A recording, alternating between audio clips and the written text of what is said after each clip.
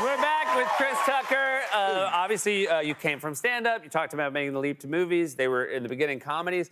And then you've been great in dramas as well. You've worked with people, like we said, Tarantino, David O. Russell, and Air. You were so fantastic in Air this year. Thank you. It was awesome. And I didn't realize the character you played, Howard White, Yeah. he wasn't originally going to be in the script. No. Yo, what happened was Ben Affleck went down to talk with Michael Jordan to get his blessings pretty much to say, if you don't want me to do this movie, I won't do it. Michael said, I don't care. Just if you're going to do a movie about Nike, you got to have Howard White in there because Howard White was my connection to Nike. And then he wanted to find somebody to play Howard White. And he always said he wanted to work with me. We would pass each other. And we were looking for something, my team. And then and Ben came to us and he said, it's not a big part, but you can do whatever you want to do. So I said, wait a minute, I know Howard White. So I called he's my friend. So I called Howard. He said, yeah, I heard about this movie. And he took me through his whole life, you know, back to high school teachers, gym teachers, and principals and all that stuff. So I just got all this information and I pretty much wrote my own part in the movie, like 6 scenes. I wrote every word in the movie, my parts, and made it work, just fit in. It was already a great script. And I just made myself work in there. So, yeah. I mean, what a great call by Affleck. Oh, yeah. I mean, for Affleck to cast you, not realizing you know the guy you're going to play, and then getting free script writing. I mean, that's right. He's a very, very smart man. He's a smart man. He's a smart man. Yeah. I also know that one of the reasons you knew Howard is he was very helpful for you over the years.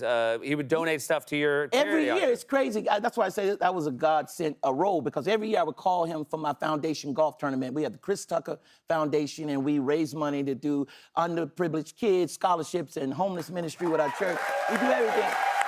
So if you do good, a movie role might come to you, a blessing to come to you. Because I called him every year, and we kept in touch, and I called him. He said, you want some more shirts or something? I said, no. He didn't say that, but I was like, no, man, they're doing this movie, and you in it. And they want me to play you. He was like, what? Then he took me down this whole road. But, you know, Viola Davis is in the movie, Chris Messina, Marlon Wayans, Jason Bateman, That's great. Ben Affleck, and Matt. But I was scared with Viola Davis, because Viola Davis is a trained actor. She studied at Juilliard. Yes. So the first scene, I was kind of scared, and I blacked out.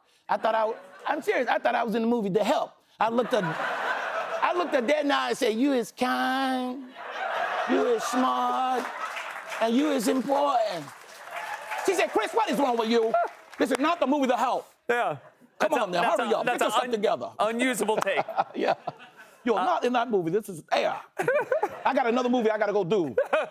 You the one wait every 5 years before you do a movie. Man, it must be so exciting to be about to get back on the stage this weekend in New York City. Do you have any backstage nerves, or is it just excitement about getting out there in front of people? Yeah, you get it, but you learn how to control your nerves, Yeah. you know, and that's the best thing about it, because you master it, because every night you know it's a different audience, different vibe, and you just master it, and you say, you know, when you get out there, you know, the audience love you already, all you got to do is go out there, relax, and have fun. So that's what I do, and the audience is great. It's great.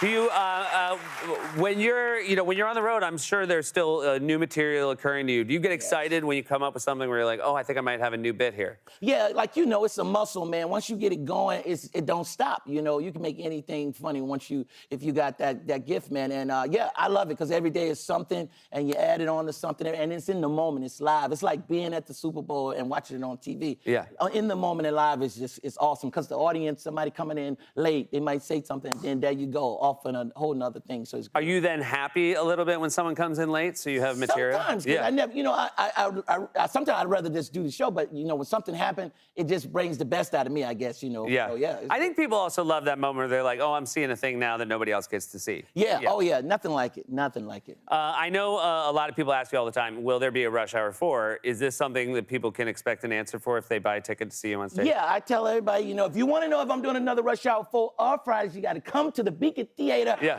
Saturday night, because Friday night sold out. Friday so sold out. I think we got a few tickets Saturday night. All right, good. All on my tour. You can catch me anywhere around the world, St. Louis, Chicago. I'm going all over Indianapolis. We're everywhere. Well, look, go check it out, you guys. There it is right there. The Legend Tour 2023. Chris Tucker, everybody, for tour information.